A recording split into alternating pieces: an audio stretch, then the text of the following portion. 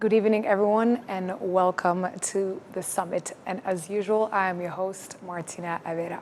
Now, tonight, we're going to be focusing on the 62nd celebration of Africa Liberation Day 2026 under the theme Assuring Sustainable Water Availability and Safe Sanitation Systems to Achieve the Goals of Agenda 2063, a people-centered and market-driven strategy.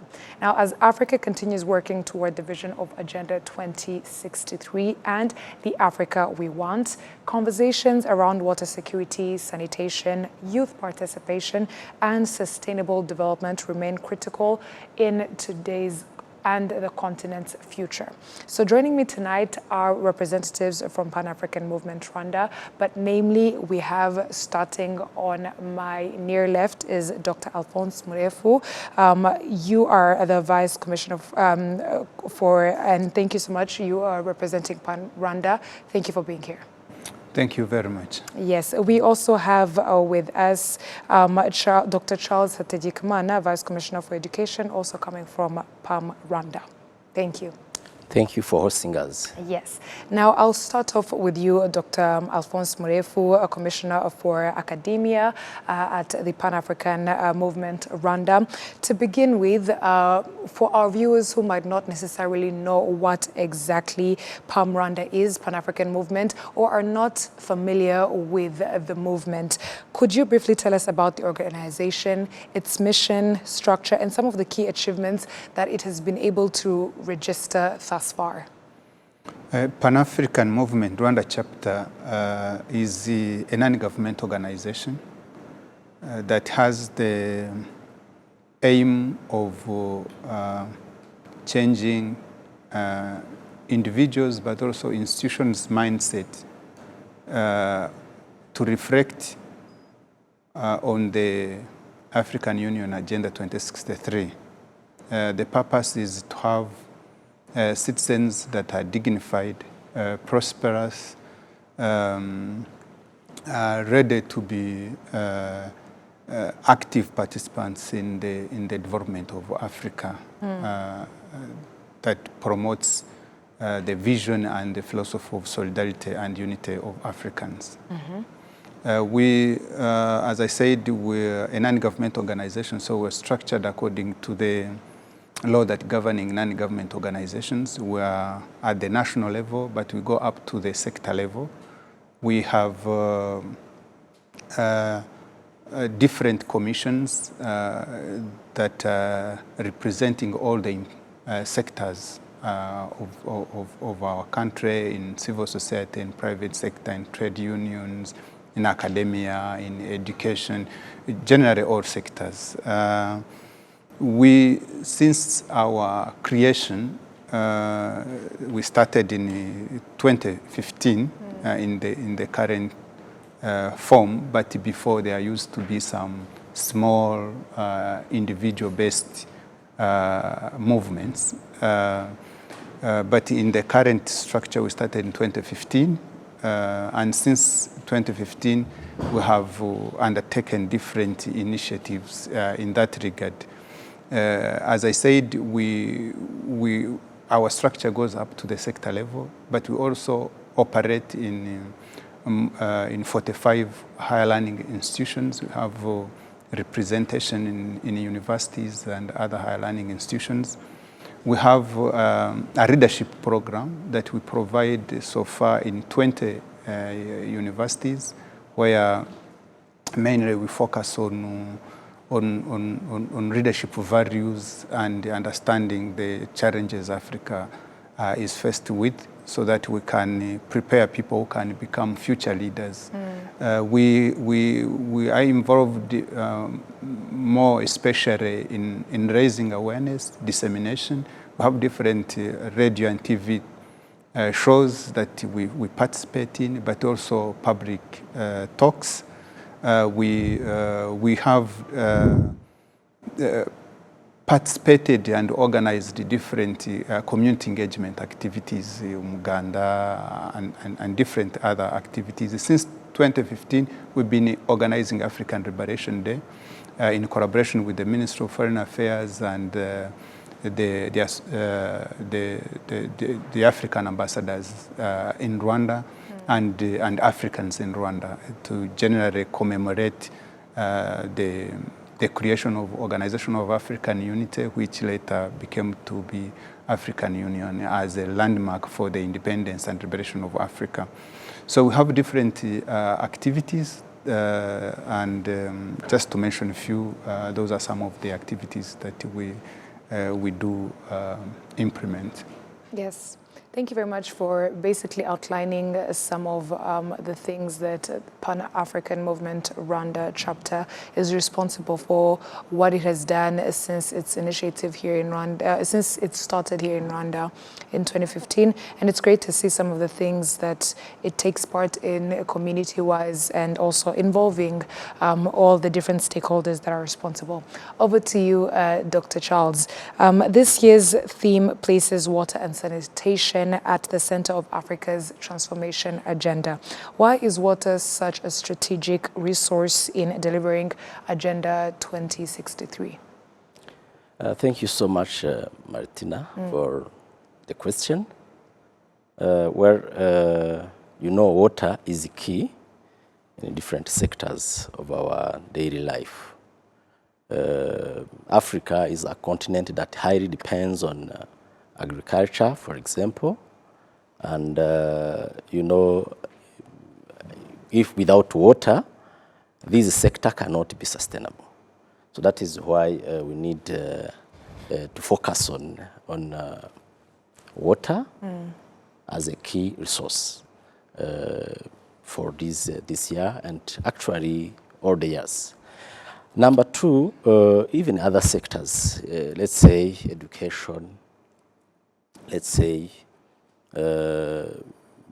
if we talk about climate change, water, without water, this is very crucial, this is very problematic, and it affects all these sectors that on which we depend. That is why I think it's very important for us as Pan-Africanists to very much focus on water as a key resource in this year, especially in this year. Thank you very much. Thank you for that. And as it's now at the center of this year's theme, do you think it's a timely conversation to have right now, especially as we are trying to achieve the Agenda 2063? Yes, it is. Yeah, it is because Africa and Africans, we are struggling with health issues. As I said, agriculture that is affected. We needed to have alternative ways in order to overcome these challenges caused by climate change. For example, irrigation. So if we talk about water, that means we are going to try to find solutions that will help our communities, our people to come up with the solutions that are sustainable for what they are doing. In the health sector, for example, if we don't have water, our health is at risk. Our children's health in schools is at risk. Yes. Without now pure drinking water, it's very problematic with all these diseases that are caused by water that is not safe. Yeah, so we need to really talk about it and seriously. Thank you.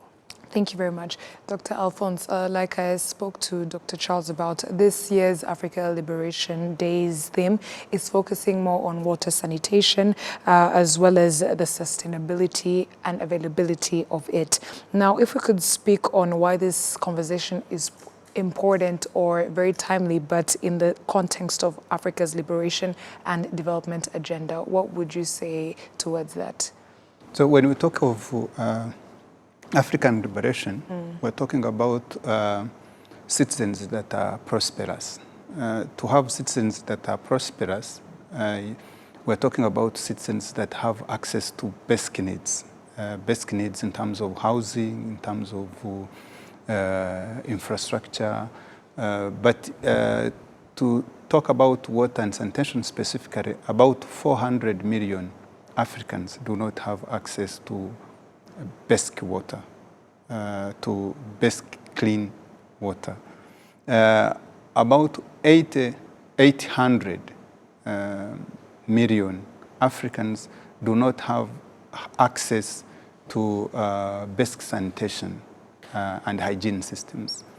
So it means that this is a very critical issue to concentrate on, to reflect on how can we find solutions, because it has an impact in terms of health, as Charles mentioned, but it also has an impact in development in other sectors. For example, the way it affects especially women and children by trying to access water from a very long distance. Some young people do not go to school because they have to wake up going to fetch water for the long distances they have to make, and they cannot develop themselves in other aspects. It also, when you talk of what you're talking about, other sectors like energy, for example, and agriculture, and by energy you're talking about capacity to produce, production in industrialization.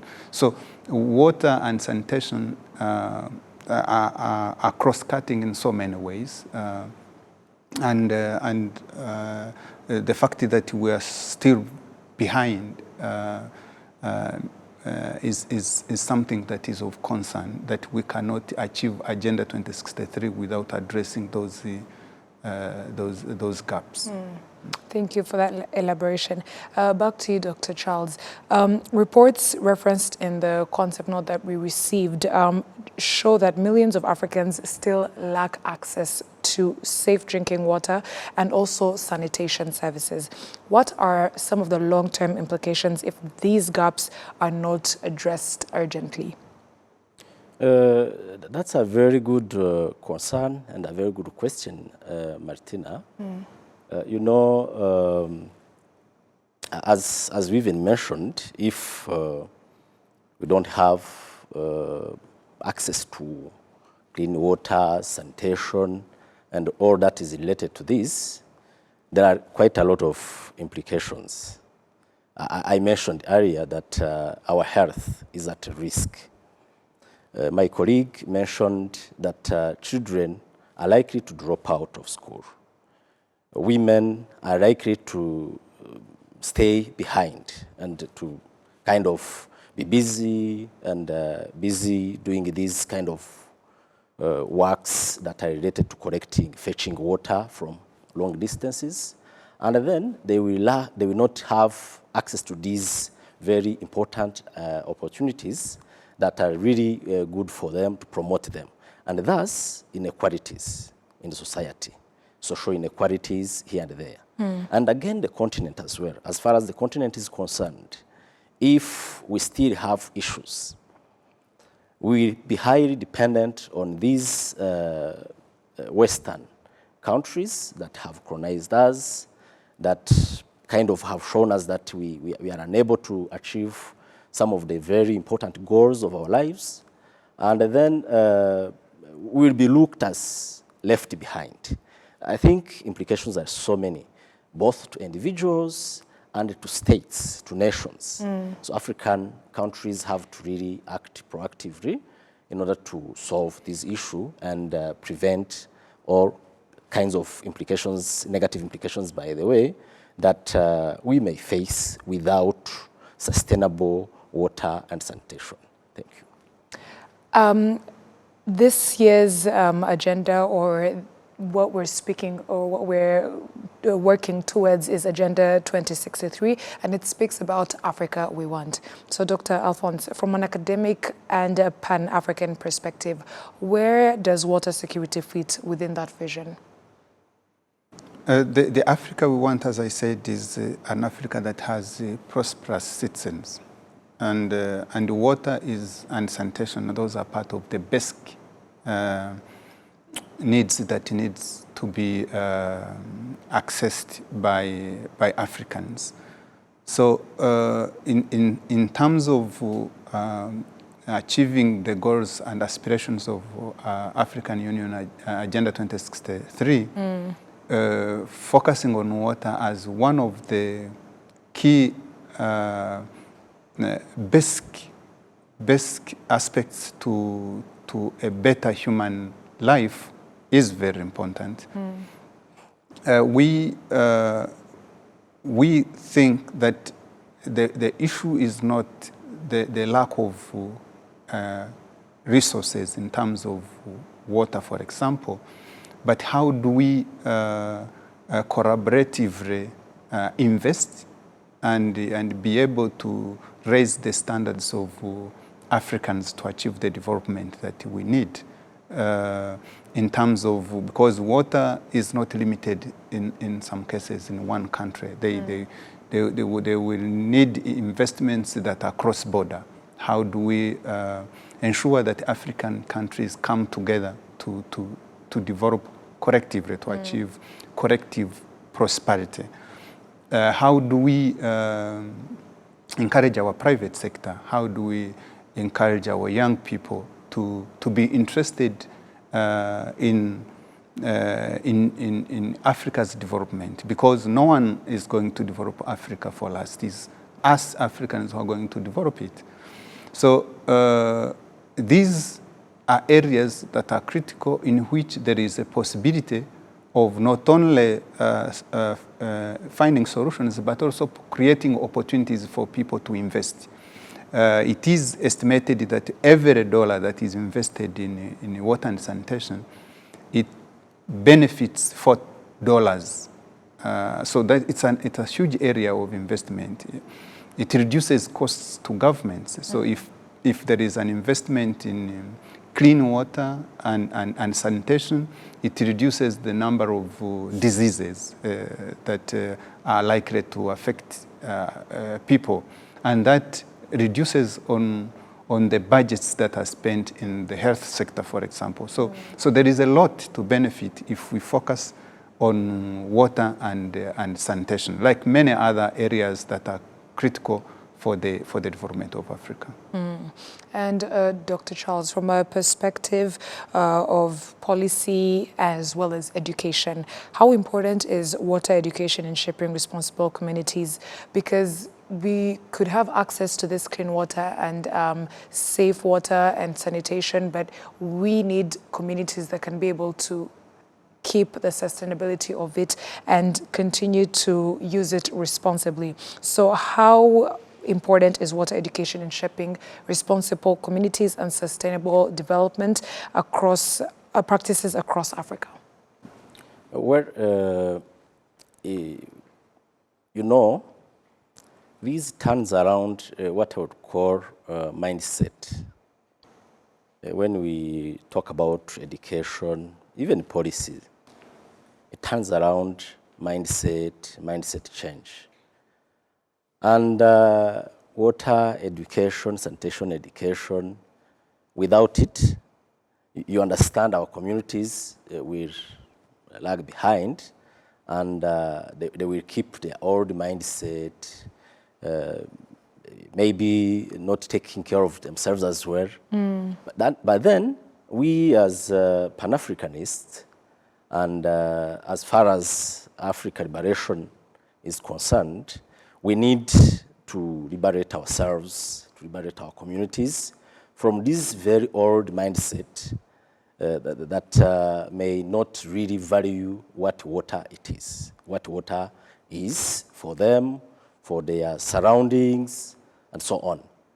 And I think water education is very, very crucial in this line of mindset change, helping our communities from schools to our neighborhoods, villages. We've told you that our movement operates at different levels in schools and so on.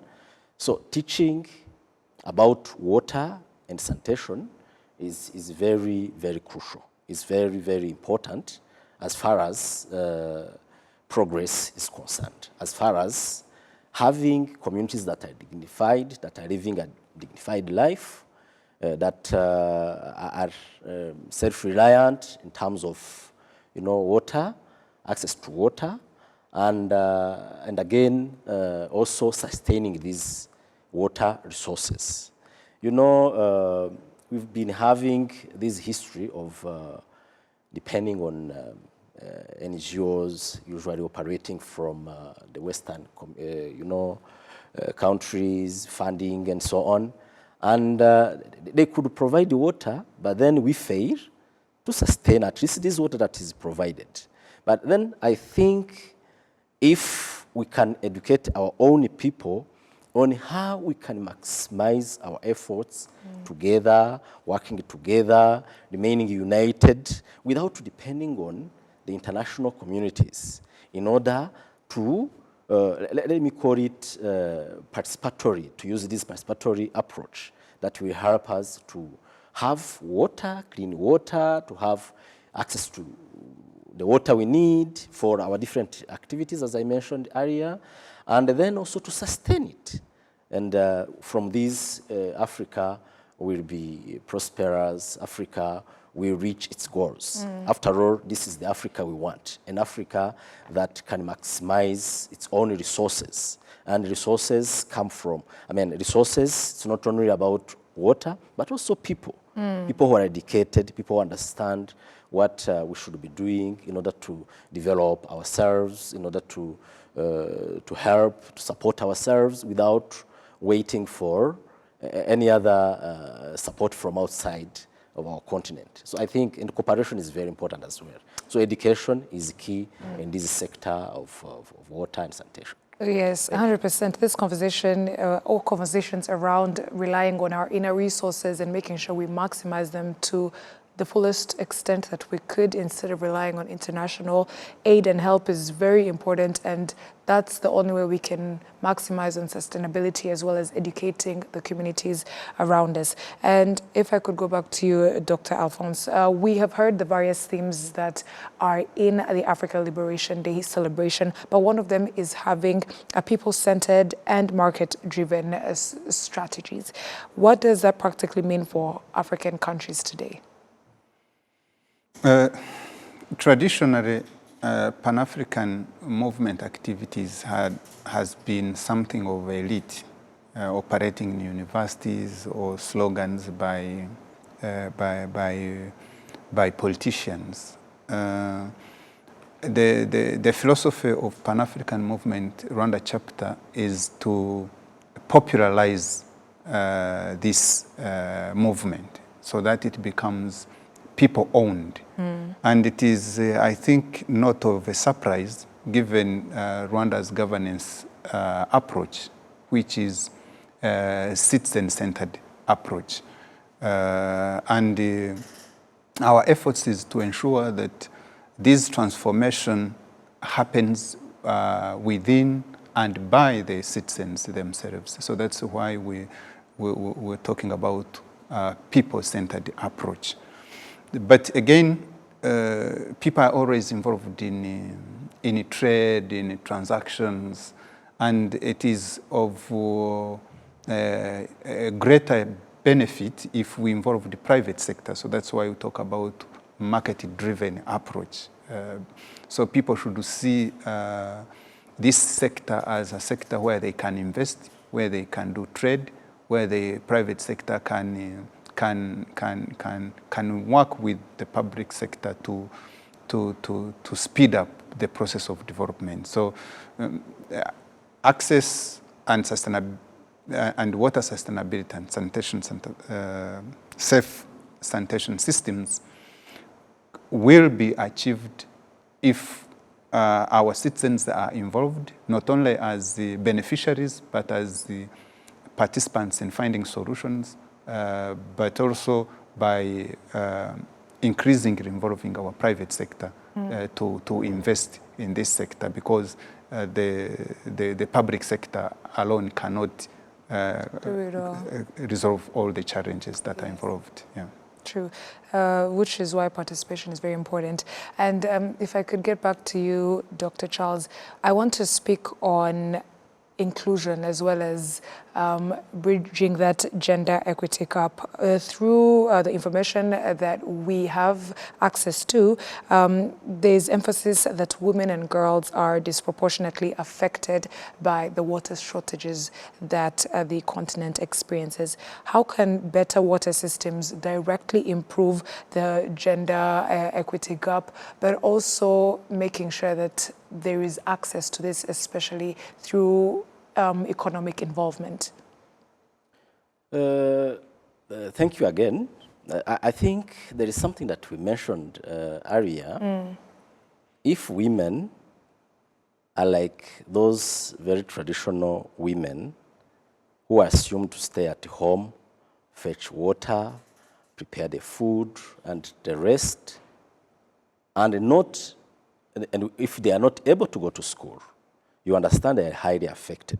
Now, access to water, for example, would mean that if we have water closer to us, every child, both girls and boys, husbands and wives, they can participate.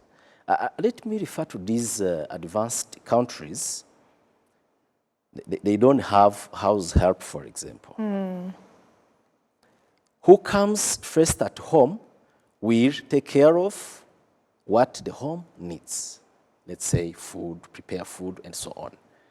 But in our context, imagine if we still have women who are going to fetch water and they forget school, or they are forgotten by their fellow brothers and husbands and men.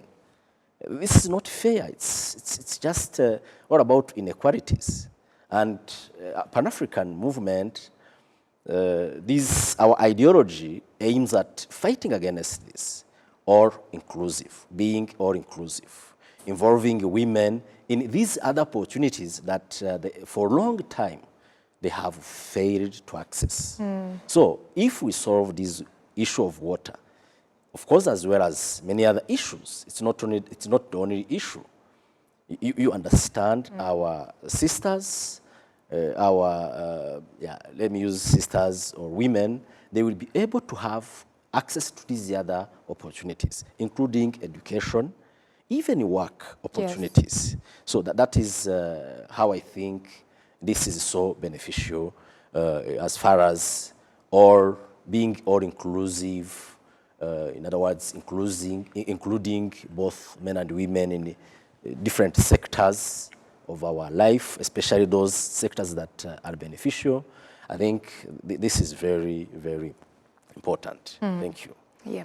Dr. Alphonse, through the various conversations that have been had towards achieving Agenda 2063, one of the concerns that have been raised is that many continental integration efforts often remain elite-driven instead of citizen-driven. And we have seen that, which is what we are trying to improve. However, in your opinion, how can ordinary Africans, especially young people, because that's the hugest percentage of the African population, the youth. How can young people become active participants in achieving Agenda 2063, but specifically ordinary citizens?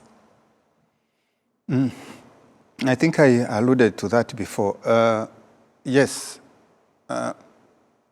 integration, Pan-Africanism, all these have been, to a larger extent, aspects that are of concern to the elite.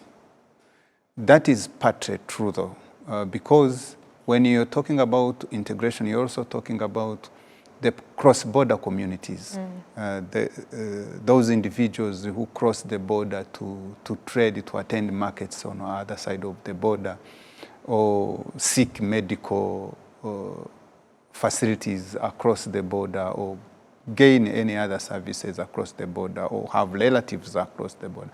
So, yes, it is true that the elite may sound to be more dominant in terms of the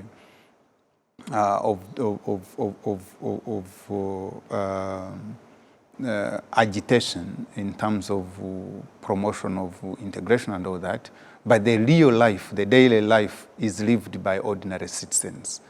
It is the ordinary citizens who will every morning be taking these buses across the border.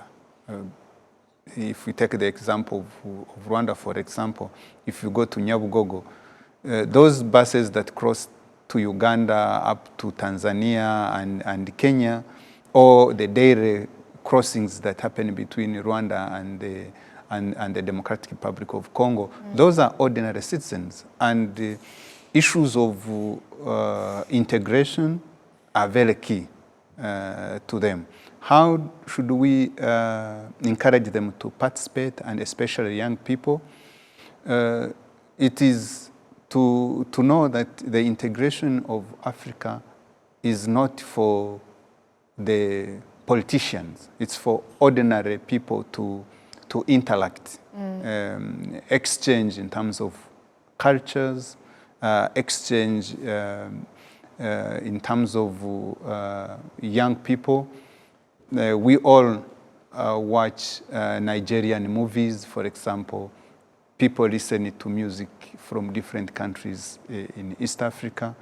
So all those aspects are matters of regional integration and trying to build an Africa that is cohesive. Yes, it is maybe slow because of some barriers that exist in terms of facilities, infrastructure development, visa issues, transportation. So those challenges exist, but I think if we try to deal with those barriers, the participation of different categories of Africans and especially young people can be increased. Dr. Charles, we often hear about climate change affecting the water systems globally. What specific challenges is Africa facing when it comes to climate resilience and water sustainability?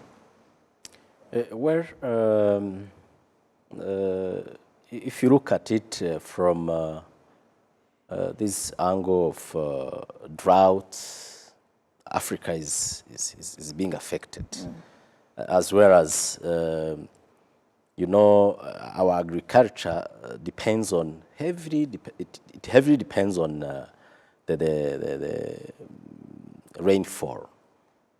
So if it doesn't rain regularly, you understand there are quite a lot of challenges for farmers, and we all depend on farmers. Even if some of us may conclude that we go to the market, we buy what is available, but what is available comes from where?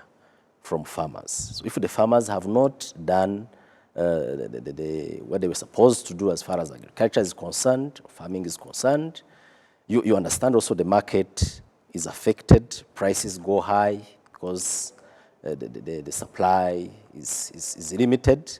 So I think there are quite a lot of challenges across the continent, in various countries. And having said this, you understand that if we manage to solve the issue of water and sustainability as well, maybe we should even try to understand what is sustainability, not as just a concept, to make sure that what we do today does not affect the next generation. So now imagine if we don't have water and these activities, these sectors, agriculture, even trade and many other sectors are affected. You understand, even our young will be affected. So I think there are quite a good number of challenges, but the main one is this drought, rain shortage, and so on. Yeah, so that is what I can mention. Yes. Dr. Alphonse, we did kind of speak about the youth population and how Africa has one of the youngest population in the world. How can academia and the education institutions help prepare African youth to innovate as well as create solutions centered around water, sanitation, sustainable development, even increasing the supply that we might even receive. But how can we use the education systems to be able to prepare the youth, especially starting from a younger age, so that as they grow, they're fully or more equipped? As we said, water and sanitation is a very vast and cross-cutting area. In terms of education, we can talk of engineering, for example. That's an area that would be interesting for students that are doing that are in engineering, but also in environment. We can talk about also in areas of governance, how is water managed, for example, but also on self-discipline. How much water do you use in the morning? So there are those different innovative ideas that can come to either increase access, but also those that can come to provide solutions in terms of efficiency on how to use water efficiently. But we can also new technologies that can be developed in this sector in terms of how do you deliver water to areas that have no access to water today. But also in terms of energy, how do you use water? We know hydro electricity is a key component of energy. So there are different areas that can be areas of innovation where young people, especially at different stages of learning, where they can contribute in finding solutions that would benefit not only themselves but also other people. But as I said earlier, the entrepreneurship culture that needs to be developed, because again, young people need to see this area as an area that is profitable, and they would be where they would be interested to find opportunities for not only their growth but also for the collective development of their communities. And Dr. Charles, this conference is also going to be highlighting market-driven approaches. Now, if we could speak about the private sector involvement as well as entrepreneurs, how can they be able to meaningfully contribute to solving Africa's water and sanitation challenges? Yeah, it's all about investment. There is this concept that we all know, public-private partnership, PPP.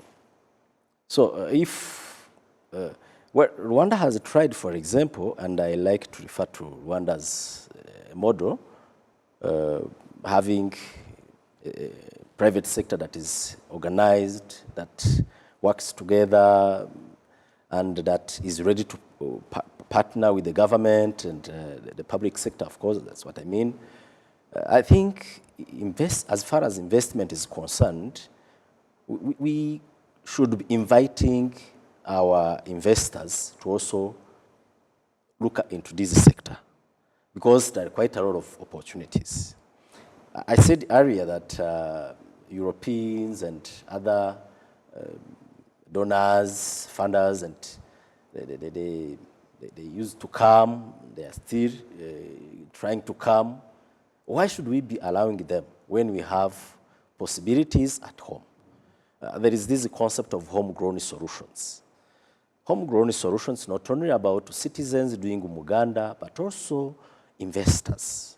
My colleague has mentioned the youth, has talked about the youth, innovators, that concept of creativity, working hard in order to achieve some goals. So among all the goals that we need to achieve, we could mention that of water, providing water, access to water. There are quite a lot of opportunities. In academia, sometimes we say that where there are problems, that is where there are opportunities for research, not only for research, but also for innovation and creativity. Creativity aims at solving those problems that exist. Innovation, the same. Research, the same. How about entrepreneurship? So our young people who will soon or who have already started joining the private sector, they should look into this sector of water and sanitation and try to solve problems that are there. Bring very innovative solutions, sometimes technological, and others that are really solutions that requires only concept notes, conceptualizing. But technology nowadays is very key. So briefly, I think investors, the private sector, they should put money, resources that are available in this sector in order to try to solve the existing problems that we even mentioned earlier. And by solving this problem, we'll be solving the health issues, the agricultural issues that we mentioned, and who is investing where. So we are investing in these sectors: education, health, agriculture, infrastructure, and many other sectors. So I think our investors should look into this as, as far as opportunities are concerned. Yes. Yeah. Dr. Alphonse, in your view, what are some of the biggest challenges that are slowing down collective African progress toward the 2063 agenda? Because through the concept note, we see barriers to intra-Africa cooperation as well as integration. But if you could elaborate more on some of the barriers that are limiting or are slowing down the collective African progress. I could say the primary one is the lack of political will, because there are a lot that can be done if there is political will to do some of the things that have been promised in the African Union Agenda 2063. We can talk of issues of infrastructure. How are we connected in terms of transport, being able to transport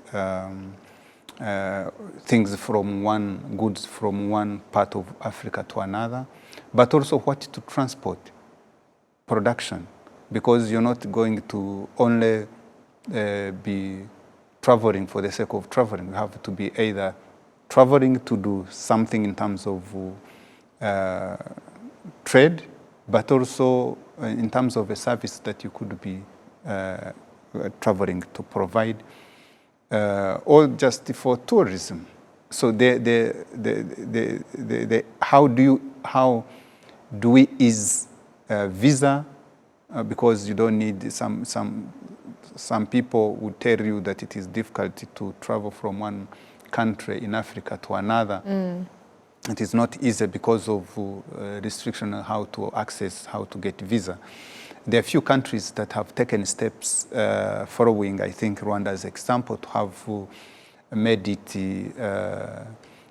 open to all Africans to get their visa on arrival. For example, we have other countries. We've seen Ghana doing the same. We've seen Nigeria doing the same. There are some countries that are trying to emulate what Rwanda is doing. But if those barriers were removed, then we can see an increase in terms of integration. But more importantly, if we can deal with the political will, I think a lot of things can be done. Yes, thank you. Dr. Charles, looking ahead to 2063, what milestones should African countries prioritize today if they are to be able to achieve the sustainable water availability that we're looking for, water sanitation, safe sanitation systems for all? Yeah, where milestones are many. There are many steps, there are many activities that need to be done. Some have even been mentioned. Let us start by looking into governance, leadership in general. We mentioned that Pan-African movement, Rwanda chapter, we are trying to train the youth in terms of leadership, understanding these issues that we have to overcome together. That is number one, leadership. If we have good leaders, political will, that is that Dr. Alphonse mentioned, this is step number one. So in other words, good governance. Good governance is very key, is a very key milestone. Number two, people's will as well. We've mentioned that concept of participation, all-inclusive. Are we willing? Are our citizens willing to contribute, to participate in this process? So that is number two. If we involve them and they are willing to participate, that is very important. Number three, cooperation. Cooperation is another concept, both at the level of people, citizens cooperating. When we talk of Umuganda, Ubudehe, these homegrown solutions within our communities, if people can work together, it's very key as well. It's another step towards achieving this goal. And not only cooperation at the community level, but also between states. You know, this regional integration, African unit, African Union, we have this slogan, Africa Unite. If we can cooperate, and let me mention this, for example, if we can also specialize in this cooperation. We say what is feasible in Rwanda, what resources are there, how can we work together in order to maximize our resources and be able to achieve Agenda 63, Agenda 2063 goals. What is available in DRC? What is available in Ethiopia? What is available, you know, just to mention a few countries. I think this will work. Unfortunately, challenges are still there. But we are not pessimistic. We believe that these steps involving people and political will in some countries, it's there. People's will, people who are ready to participate. We've seen some examples. These can serve as good models. And also this cooperation. Of course, we cannot limit ourselves to these 3 steps. There are many other things, other activities that can be done. But to start with these ones, people participating, cooperating, and willing, governance being of, what is needed, and so on. Thank you very much. Thank you. We're almost drawing close to the end of the conversation, but I'll start with you, Dr. Alphonse. As Rwanda joins the rest of the continent to celebrate Africa Liberation Day 2026, 1, what can the people expect? And 2, what key messages should Africans be able to take away from this year's celebration?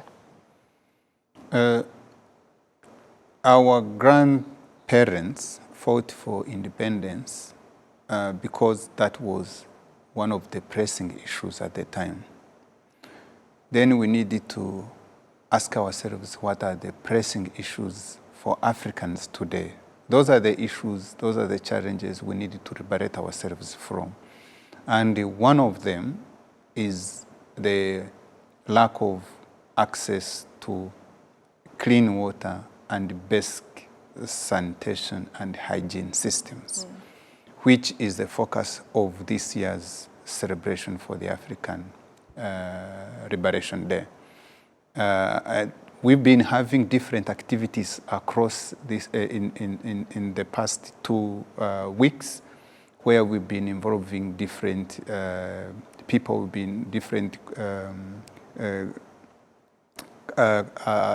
groups of people. We've had the discussions at different trade unions, at different civil society organizations, at different schools. These are the issues we are reflecting on. And our message is that of being conscious of the challenges Africans have today, and be part of the solution, be able to contribute in finding solutions. And over to you, Dr. Charles. For this year's celebration, what should revelers expect? Rwandans, the African continent peers, what should they expect from this year's celebration? And what key takeaways should they be able to take from this conference? Yeah, well, my colleague has mentioned some, and I would like to add. In order to add this, I think I can categorize people. Yes, please. We've mentioned the private sector. We've mentioned the citizens themselves. We've even mentioned leaders, and you have mentioned as well as leaders, citizens, young people, the young people. Let me take these four categories. I think investors, business people, private sector, they should see opportunities in this sector of water and sanitation. We are kind of making a call that everyone participates in order to overcome the challenges that we are facing in this sector that we mentioned earlier. Number two, we will be coming back to this, by the way, in our different talks and conversation, especially on that date, on the 24th of May. Normally it's the 25th, but 24th of May. So people are called really to participate and to see opportunities, investors. Number two, young entrepreneurs, innovators, the youth in general. They should see that we need their skills. My colleague mentioned that our forefathers fought for independence because that is what was needed. Now, what is needed now? We need innovative solutions that I myself I may not be seeing. But there are young people who are skilled in technology, who have various skills in their different domains. They are called to really take home this homework. I call it a homework. And to the citizens, as we try to decentralize this ideology, Pan-African ideology, I think the citizens from the village level, all levels, in schools, primary, secondary schools, they should learn from this talk, this year celebration, that we need their efforts as well. They should participate. They shouldn't be undermining their capabilities. They are able to also contribute in certain ways. Now to the leaders, that political will.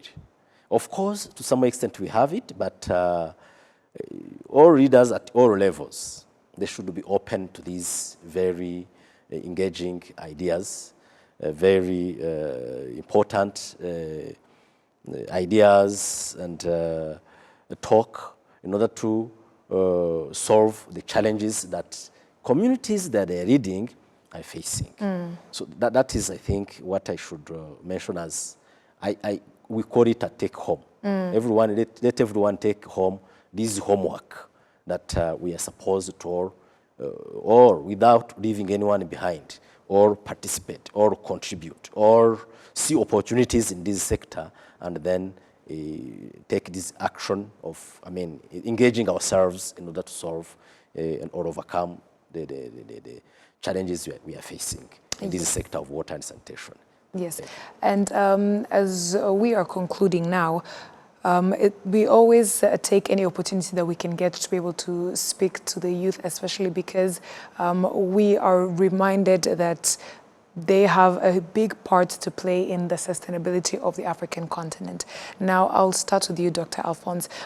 If you could say something to the youth in terms of them understanding the importance of changing the African narrative. We see that Rwanda is doing that through various goals that they have set for themselves. But why is it important for them to partake in such conferences as well as celebrations, so that it's a call to action for them to even appear when the Rwanda is coming together with the African continent to celebrate? I will only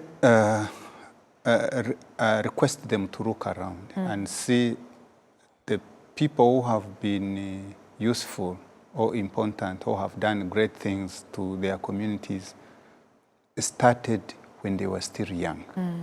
Even if we take the example of our own president, it is not something he started when he was already an old person. So there is no young people as future leaders. They are leaders of today. Yes. So if they can understand that, then they would be able to participate. So the call to them is that take on your responsibility because this continent is theirs as much as it is for the old people. Yes. Dr. Charles, same question goes to you. What call to action would you be able to send over to the youth in terms of enticing them to take part in such activities? There is this saying in French that if youth knew, I'm translating literally. Okay, please do. And if old age could. I'm translating literally. That makes sense, yes. Yeah, I don't know if it means exactly what I said. No, it does. But I know it makes sense even the way I said it. So I think sometimes our young people, we see them with the skills, but these skills are not used the way they should be used. We in academia, we fight with some of them, and we see them not wanting to really invest all their energies. So my call to them is they should see Pan-Africanist as their own endeavor, as what they should be doing now. If they wait until they reach my age or, you know, a more advanced age, they may find themselves not being able anymore to do a lot. But at this age, if they listen to what you are saying, they also take action as early as possible. I mean this in education, starting from primary, secondary, high learning institutions as well. I think this is very important. So what do I mean? I have already mentioned it as well, the innovation and creativity. This is very key. You know, at their age, they are very innovative. Whatever they touch, they can manipulate and change this into something different and very useful. So we want their efforts. If we call them for meetings, for activities, to take action, on a very voluntary basis. We don't want them to feel like they should be paid. But I don't mean that it doesn't pay as well. It also pays in the end. If they can contribute to society, in the end, they also benefit. And where that is innovation, that is entrepreneurship. As I mentioned, also to the private sector, they should also start looking into these, see the opportunities for entrepreneurship, for as well as for you know, business, what they can do in this sector. There are quite a lot of areas. Opportunities, and yes. these concerns as well, not only Rwandan young people, but Africans in general. Yes. We need them. In Rwanda, we have more than 10,000 children from across the continent studying here in Rwanda. And this is a very great advantage that we have. They should also learn from this and try to start initiating solutions to the existing problem in this sector we are talking about, yes. water and sanitation. Thank you so much. Unfortunately, we've run out of time, but this conversation was very timely. A huge thank you to you, Dr. Alphonse Mulefu and Dr. Charles Hategekimana for sharing your insights tonight. And one thing is clear, as Rwanda, together with the African continent, commemorates the 62nd Africa Liberation Day, this conversation goes beyond remembrance, but also an opportunity for Africans to reflect as well as continue contributing to shaping their future. So thank you once again, and to the viewers out there, make sure to join in on the conversation and to join Rwanda and the African continent in celebrating, and we'll see you next time. Thank you.